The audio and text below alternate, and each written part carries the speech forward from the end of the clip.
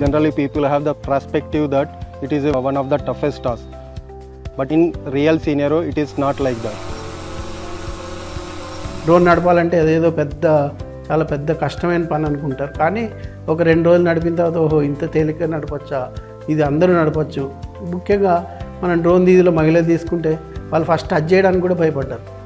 వాళ్ళకి మనము కొంచెం రియల్గా చూపిస్తున్నాం. అంటే సపోజ్ డ్రోన్ వ్యవసాయంలో వినియోగించాలి అన్నప్పుడు హై టెన్షన్ వైర్ దగ్గరికి వెళ్ళినప్పుడు డ్రోన్స్ వాడలేము.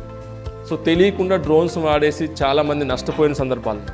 అంటే ప్రజలకి ఇది కొత్త టెక్నాలజీ అనిపించడం వల్ల మేబీ ఇది సామాన్య ప్రజలు నేర్చుకోలేరేమో అనిపించవచ్చు. బట్ ఏంటంటే ఇక్కడికి వచ్చి నేర్చుకుంటే అది ఎవరైనా సరే, so even 10th class pass అయిన రైతుకు కూడా ఒక ట్రాక్టర్ నడపడం ఎంత ఈజీగా ఫీల్ అవుతారో ఇది కూడా అంతే ఈజీగా ఫీల్ అవుతారు.